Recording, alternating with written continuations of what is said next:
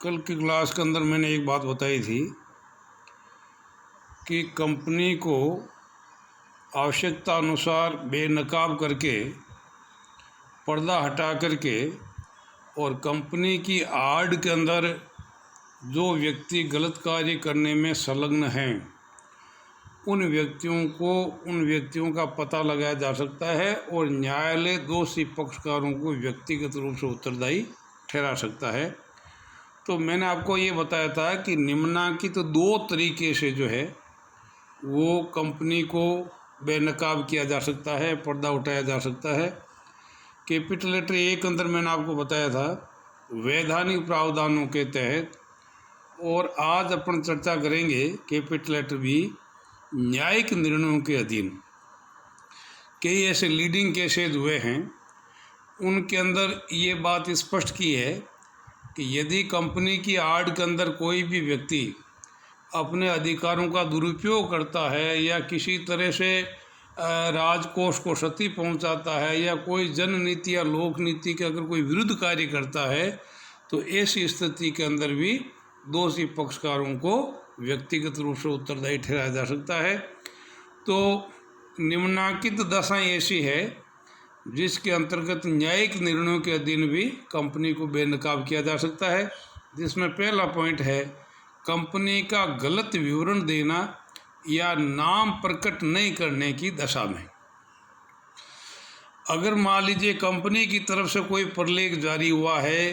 कोई अनुबंध हुआ है, संविदा हुई है, उस संविदा के अंदर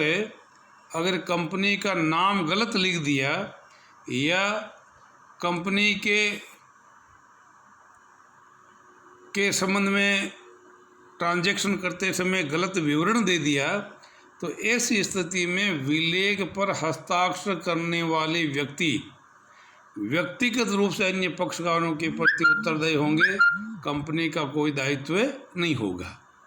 इसी प्रकार से कंपनी के वास्तविक चरित्र को निर्धारित करने के लिए to determine the real character of the company, यदा कदा ऐसी स्थिति भी बनती है कि जब कंपनी के वास्तविक स्वरूप को सुनिश्चित करने के लिए कि कंपनी की कार्य प्रणाली देश के जननीति के, लोक नीति के अनुकूल है अथवा नहीं है, ये सुनिश्चित करने के लिए भी कंपनी को बेनकाब किया जा सकता है और उसके प्रत्यक्ष अस्तित्व को नकारा जा सकता है, जो अपने पहले ही डेमलर एंड कंपनी लिमिटेड बनाम कॉन्टिनेंटल टायर एंड रबड़ कंपनी के मामले में देख चुके हैं। इसी तरीके से सरकारी आय की सुरक्षा के लिए to protect the revenue of the government, कई बार क्या होते हैं कि चालाक और दुष्ट किस्म के जो लोग हैं वो टैक्स चोरी के लिए भी जो है वो एक कंपनी का फॉर्मेशन कर लेते हैं, और ऐसी स्थिति के अंदर जो कर चोर होते हैं, जो इस तरह का फ़ायदा उठाते हैं, उनको भी व्यक्तिगत रूप से उत्तरदायी ठहराया जा सकता है। बाचाएब गजदर बनाम commissioner of income tax Bombay 1955 का मामला है, जिसमें बाचाएब गजदर जो है एक लोइन शेयर था एक कंपनी के अंदर, और बेसिकली ये एक चाय निर्माता कंपनी थी और उस कंपनी के तहत 60% आय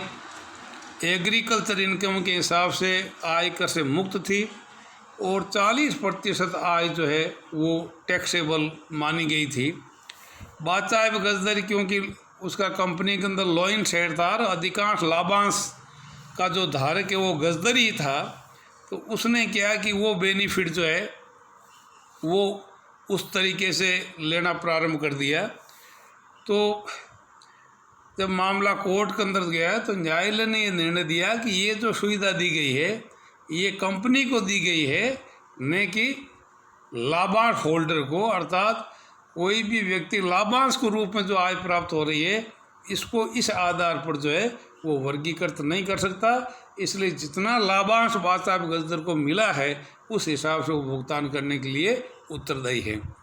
इसी प्रकार से चौथा पॉइंट है कपट या अनुचित आचरण की रोकथाम के लिए। कई बार ऐसा महसूस होता है कि वे जानबूझ करके जो है वो कुछ गलत काम करने जा रहे हैं, तो ऐसी स्थिति के अंदर भी कंपनी को बेनकाब किया जा सकता है। इस मामले में एक जोरदार केस हुआ था, गिलफोर्ड मोटर कंपनी बनाम होर्नी।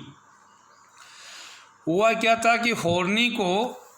इस गिलफोर्ड मोटर कंपनी का मैनेजिंग डायरेक्टर के रूप में अपॉइंटमेंट किया गया और उसमें ये शर्त लगा दी कि जब तक वो एक कंपनी के अंदर कार्यरत है और सेवानिवृत्त होने के पश्चात भी वो कोई ऐसा कार्य नहीं करेगा जिसकी वजह से वो कंपनी के ग्राहकों को तोड़ सके। होर्नी को कुछ समय के पश्चात जो है किसी कारण से कंपनी से हटा दिया गया। होर्नी ने एक कंपनी का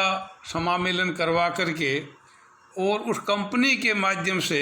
गिलफोर्ड मोटर कंपनी के ग्राहकों को तोड़ना शुरू किया। मोटर कंपनी ने होर्नी के विरुद्ध वाद प्रस्तुत किया। होर्नी ने ये तर्क दिया कि ये जो कुछ भी कार्य हो रहा है वो कंपनी के माध्यम से हो रहा है, नहीं कि मेरे स्वयं के माध्यम से। लेकिन न्यायालय ने कंपनी के प्रत्यक्ष अस्तित्व को नकारते हुए ये धारित किया कि होर्नी का जो मंतव्य है वो केवल और केवल जो है वो कानूनी अड़चनों से बचने का है, लिहाजा इस कंपनी के अस्तित्व को पृथक नहीं माना जा सकता। इसी प्रकार से वैधानिक दायित्व से बचने के लिए बनाई गई कंपनी की दशा में हर कंपनी की अपने एक स्टेट्यूटरी व्यक्ति की एक लाइबिलिटी होती है, तो यदा कदा उस वैधानिक दायित्व से बचने के लिए भी जो है वो कंपनी का निर्माण करते थे। कंपनी की आड़ के अंदर जो है वो वैधानिक दायित्व से बचने की कोशिश करते हैं। इसमें भी एक जोन्स बनाम लिपमैन का मामला काफ़ी फेमस था। इसमें हुआ ये था कि एक व्यक्ति ने एक पीस ऑफ लैंड, ज़मीन का टुकड़ा जो है वो किसी दूसरे व्यक्ति को बेचान कर दिया, बेचान करने का एग्रीमेंट कर लिया। लेकिन वास्तविक निष्पादन करने से पूर्व उस व्यक्ति ने वो किन्हीं कारण से वो ज़मीन बहुत महंगी हो गई थी, तो वो ज़मीन किसी तीसरे व्यक्ति को बेचान कर दी और एक कंपनी का फॉर्मेशन करके और उस कंपनी के नाम से जो है वो उस पीस ऑफ लैंड का बेचान कर दिया। जब दूसरे व्यक्ति ने वादा खिलाफी के लिए वाद प्रस्तुत किया, तब बचाव पक्ष के अंदर एक व्यक्ति ने ये कहा कि ये जो है ये ज़मीन के टुकड़े को अब जो है ये कंपनी को हम बेच चुके हैं, लिहाजा इसका निर्दिष्ट निष्पादन संभव नहीं है, मैं क्षतिपूर्ति करने के लिए तैयार हूँ। लेकिन न्यायालय ने उसकी करतूत को जो है वो एक कपटपूर्ण कार्य मानते हुए ये धारित किया कि तुम्हारा जो मंतव्य है वो केवल और केवल वैधानिक दायित्व से बचने का है, लिहाजा इस कंपनी का कोई प्रत्यक्ष अस्तित्व नहीं है और आप उस पीस ऑफ लैंड को बेचने के लिए व्यक्तिगत रूप से उत्तरदायी होंगे, अर्थात निर्दिष्ट निष्पादन के लिए जिम्मेदार होंगे। इसी प्रकार से अधिकांश सदस्यों द्वारा शक्ति का दुरुपयोग करने की दशा में कई बार ऐसी स्थिति आती है कि majority of the members and share holders जो है वो अल्पसंख्यक सदस्यों के साथ में इस तरह की रणनीति तय करते हैं कि उनका एक नुकसान होता है, उनके हित को प्रभावित किया जाता है। तो ऐसी स्थिति में भी अगर न्यायालय चाहें तो दोषी पक्षकारों को व्यक्तिगत रूप से उत्तरदायी ठहरा सकते हैं।